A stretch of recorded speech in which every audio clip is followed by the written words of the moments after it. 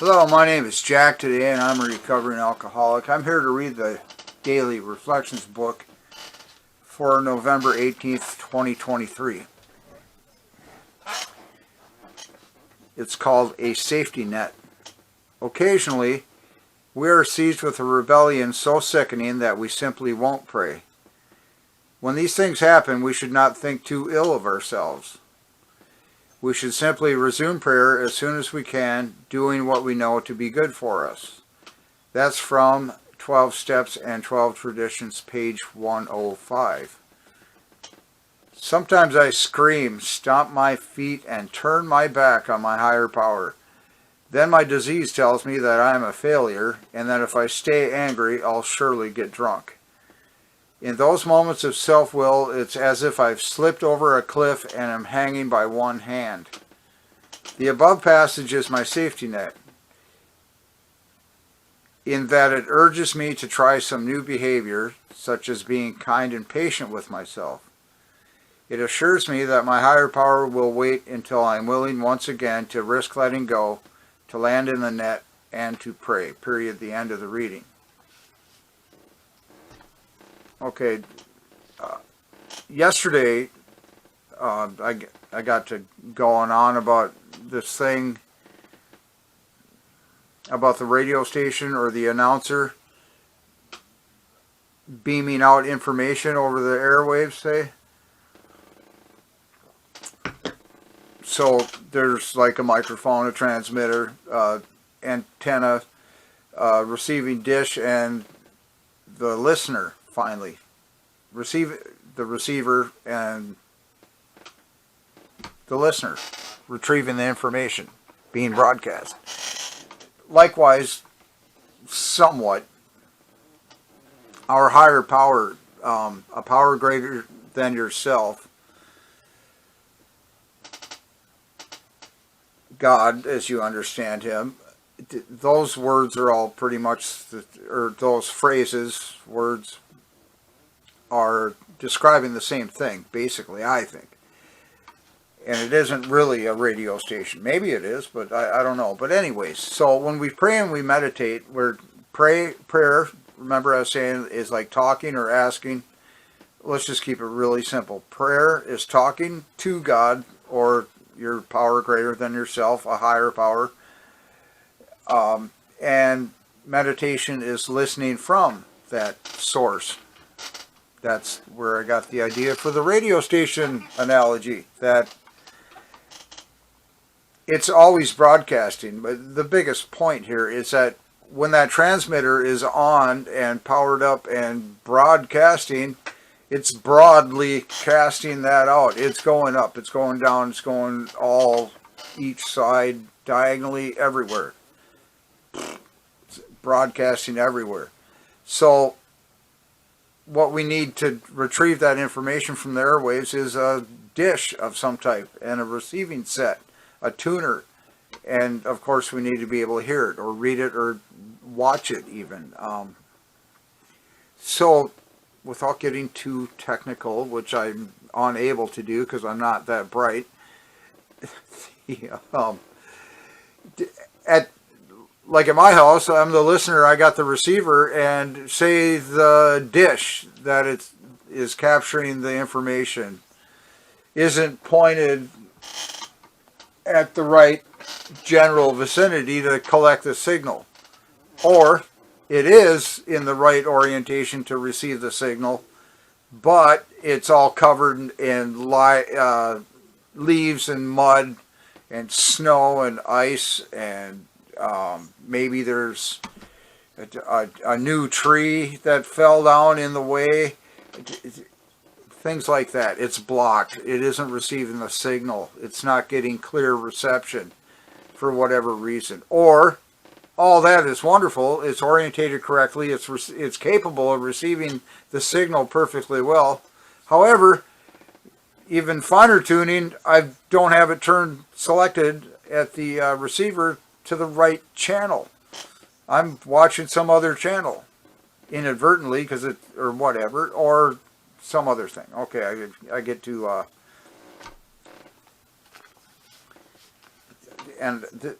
why I'm talking about this again is sometimes I scream and get all angry with my higher power, and then I'm sure to drink, probably.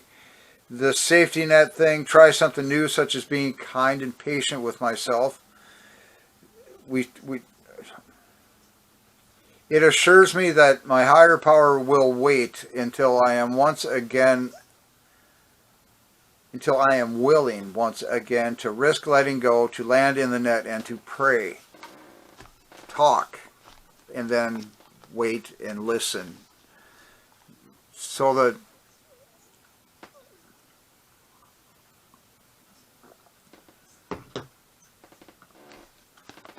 sometimes I scream, stomp my feet, and turn my back on my higher power. I get like that when I'm not getting what I want. Simply put, say I've been praying for something and I'm not getting the answer I think I should be getting or that I want to hear. Or maybe I am just too thick somehow and I'm not getting the information. I have no idea still, even though I've been praying. Now that screaming, stomping of the feet and turning my back is like having that satellite dish covered in something so it can't receive a clear signal. This is like in the meditation part and the prayer, because in prayers you could kind of picture yourself, you're broadcasting the information, you're transmitting towards the power greater than yourself that you've selected for yourself, and you're waiting back for the reply, but you're distracted. You're not fully intent on receiving the signal. That's like having the mud on the dish or some kind of obstruction where you can't receive the clear signal. Maybe, although this is rarely the case, I can't back up any of this either. I don't even know where you can find documentation that you could trust, I guess. That God is always answering our prayers. He's like the antenna at the transmitter place. It's beaming out all these answers and prayer request satisfactions, whatever. It's sending out all the info in every direction all the time, 24 hours a day, 7 days a week, 365 days a year, since it has been around. God. It's never God's fault. God's transmitter is never broken. It's never weak. It's never obstructed by... it's nothing of his doing. That's the problem. That's... good luck on trying to document any of that. However, there's the receiver, when I scream and stomp my feet because I'm not getting what I want, even though I prayed for it, say, it's likely something that I've done incorrectly that is causing the delay. Maybe I asked for something that is going to be harmful. Maybe I'm just not sincere. Maybe, I don't know. It's maybe. It's all this stuff that... Now, this is all kind of stemming from, it assures me that my higher power will wait until I am willing once again to risk letting go, to land in the net, and to pray again. So, let me, with that little illustration hopefully stuck in your mind here a little bit while it's fresh, let me read this whole thing over again. A safety net. This is the November 18th reading from Daily Reflections. Excuse me.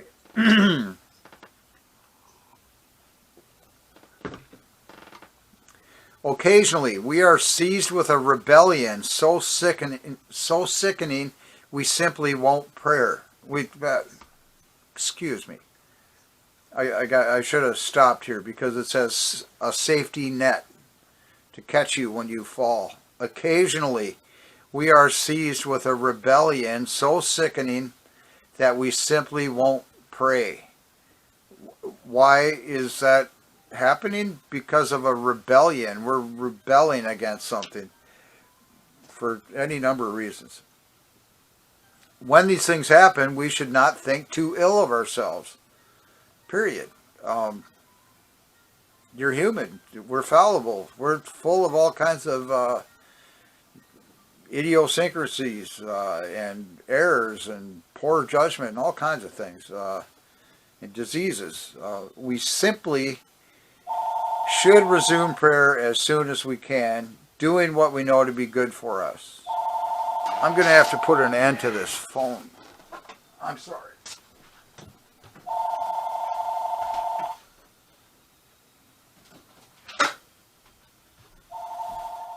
That didn't work. It'll just, something will happen. We're not going to worry about it. A safety net. We're seized with a rebellion so sickening that we simply won't pray. When these things happen, we should not think too ill of ourselves. We should simply resume prayer as soon as we can, doing what we know to be good for us. That's from the 12 Steps and 12 Traditions book, page 105. Sometimes I scream, stomp my feet, and turn my back on my higher power. Then my disease tells me that I am a failure and that if I stay angry, I'll surely get drunk. In those moments of self-will, it's as if I've slipped over a cliff and am hanging by one hand. The above passage is my safety net, in that it urges me to try some new behavior, such as being kind and patient with myself. It assures me that my higher power will wait until I am willing once again to risk letting go, to land in the net, and to pray. Okay, so I can pray again. Even though I think maybe it isn't working, I can pray again when I'm not in rebellion because I didn't get what I want. This is a personal thing. I'll try it again. Maybe it was my fault. I prayed incorrectly, insincerely.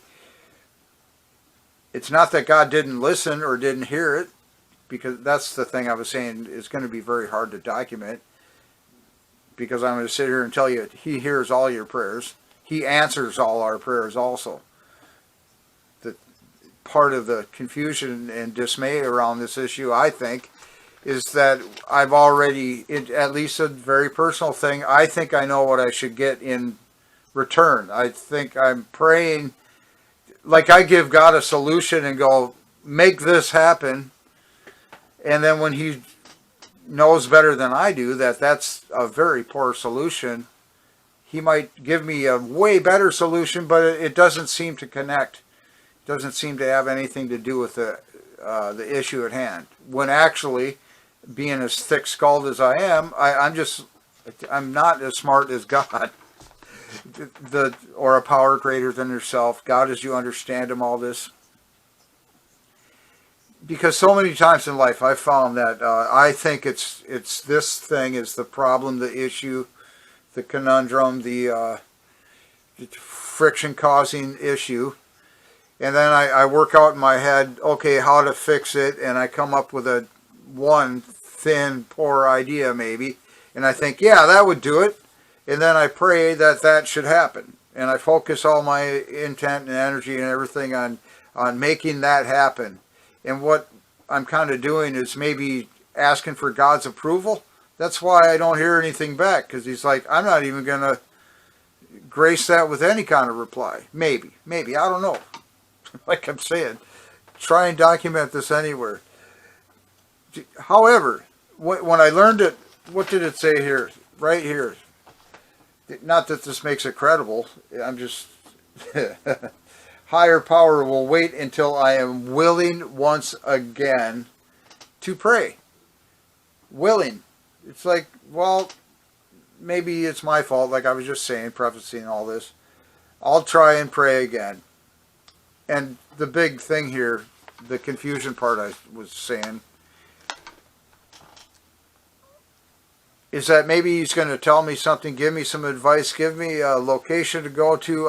I get an idea, and it is so strong that maybe I should give it some listening time, some credence. Perhaps this is the answer to my prayer. Although I can't seem to put it together at the point at that time or whatever. That I'm still working on an illustration for this. That sometimes like it's maybe like a math problem if I have enough time to try and illustrate this 15 minutes here. A lot of times I think my prayer is something like a math problem, like 2 plus 2 equals 4. Now, the 2 plus 2 is the telling, the asking of the prayer, and then the meditation, the listening and receiving the prayer is 4, the product. What happens when you add 2 to 2, you end up with 4. And I figure that's how prayer works in a way. I don't think it does. What I think happens is it's more like an algebra problem, and you need to solve for x. Like 2x equals 4. How do you figure that out? It doesn't, it's missing something. I don't know where it is. What is x? How do you figure that out? And then if you do your algebra operations and get that all figured out, you come up with 2.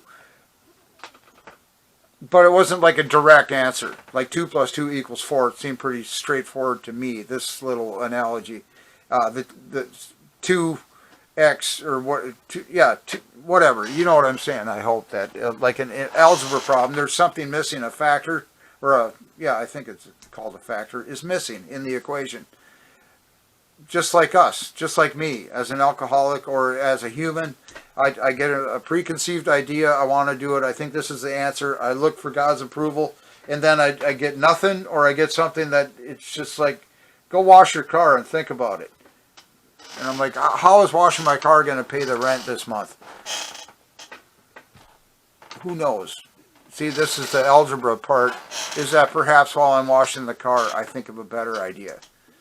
Because I think I'm washing the car, but actually I'm still mulling over this issue, this anxiety and stuff. That's the meditation part. That's why the prayer and the meditation are important.